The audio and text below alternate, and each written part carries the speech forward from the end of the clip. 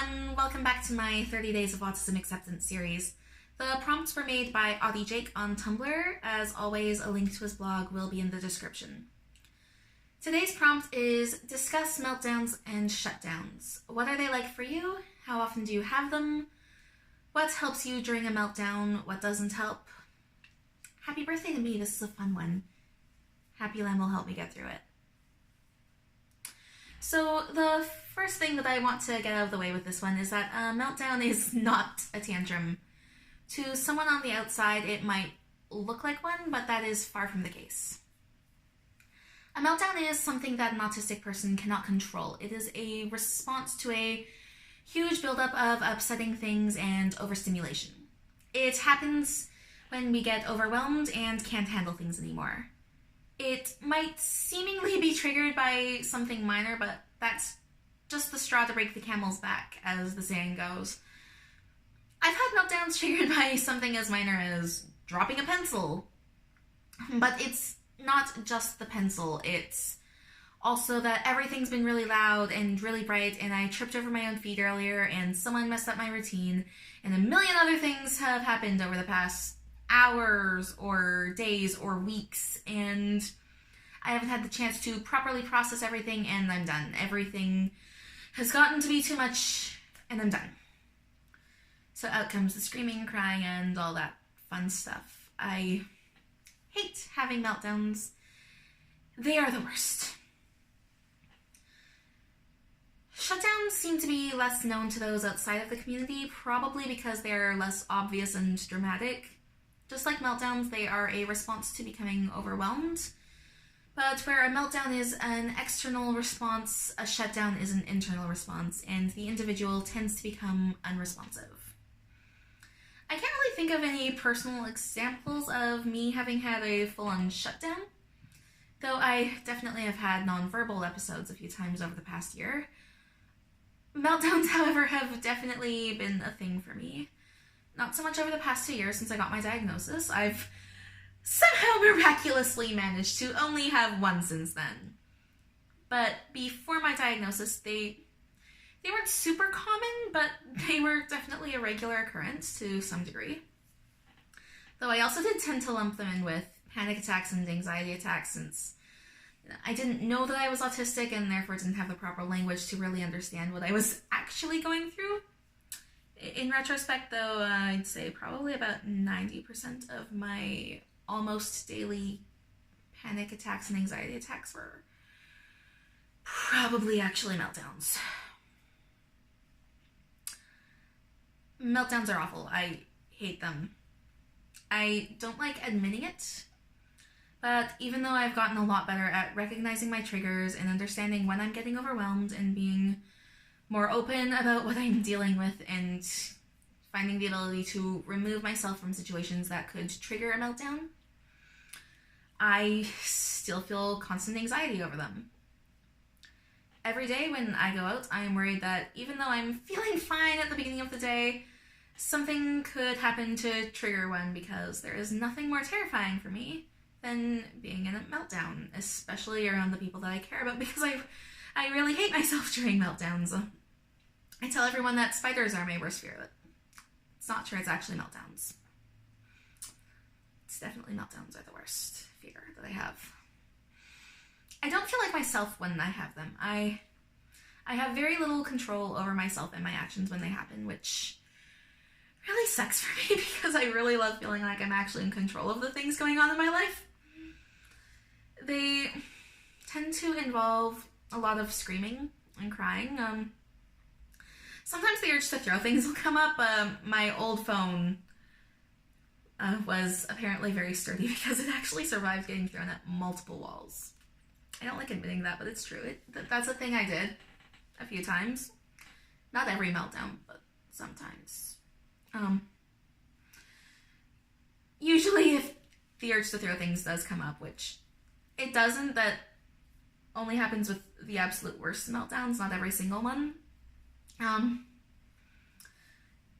Usually it will be like stuffed animals, blankets, pillows, soft things. I'm able to have enough self-control for that at least. But it's not usually the urge to throw things. about 99% of the time for me with meltdowns. If things take a turn towards violence, it's entirely self-directed, and it's more so biting and scratching. One time I ripped out a lot of hair, which would have been noticeable, but I'm a hat person, so I was able to hide that pretty well. It's all grown back since then. That was about 2 years ago, maybe 2.5 years ago. Yeah, closer to 2.5 years ago. I don't like admitting that, but that is what happens during meltdowns. That's how bad they get when they happen. It's basically all self-directed, though. If things go slightly violent direction with meltdowns, I've also cried so hard that I've thrown up during a meltdown. That's another thing that I've done. Don't like admitting that either, but it's true. That's what meltdowns do. It's a fact. Isolating myself usually helps with them, I think. It's hard to say, because, it hasn't happened in a couple years. Well, I did have one back around October, November, but it was a minor one compared to past ones. Very minor compared to past ones. So, it does take away the fear that I'll accidentally hurt someone else when I isolate myself. Although, as mentioned before, 99% of the time, if I'm having a meltdown, it's all self-inflicted injuries, not other people. If I throw something, it'll probably be something like Happy Lamb.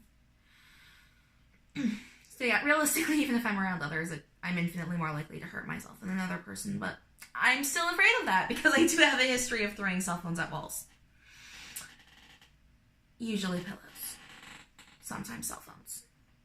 So yeah, it's really hard to say what helps me because since the diagnosis, I've only had one meltdown, and compared to the ones that I've had before, it was very minor, as I just mentioned that. I'm repeating myself. I don't like this topic. Why am I not looking at my script?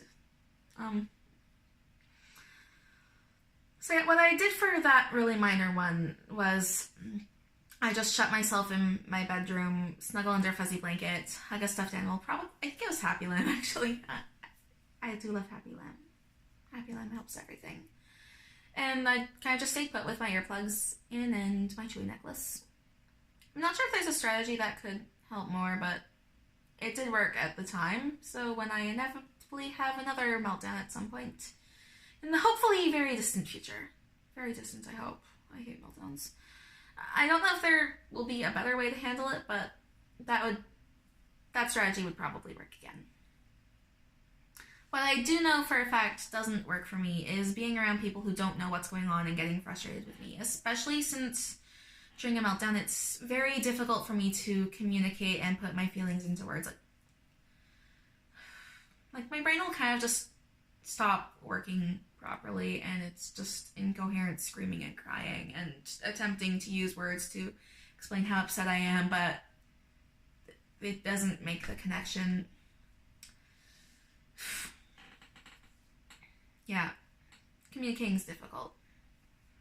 That's part of why I tend to isolate myself when the meltdown happens, because being in that kind of situation where I can't communicate and people don't understand it, it just makes it worse. And then I do get to the point where I want to throw things because I can't communicate and I'm frustrated and I have no self-control anymore because meltdown. But yeah, no, back when it was happening regularly, I didn't have the diagnosis, so no one knew what was going on. It was just a huge mess of miscommunication, which, given the circumstances, was understandable. So yeah, meltdowns and shutdowns are not fun for anyone, but it is super, super important to not get angry at the person experiencing them. That's not going to help at all. It will seriously just make the entire situation worse. The individual is already feeling overwhelmed and probably very scared. Getting angry and expressing frustration will only make them feel worse, and then it will get to the point where, yeah.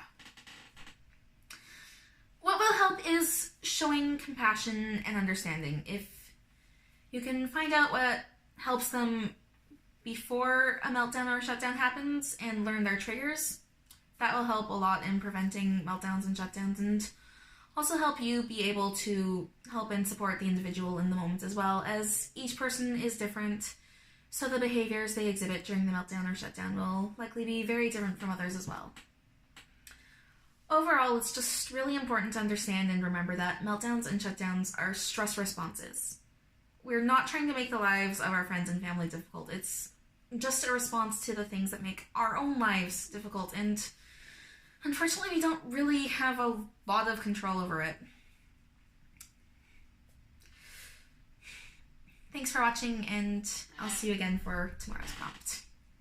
Bye.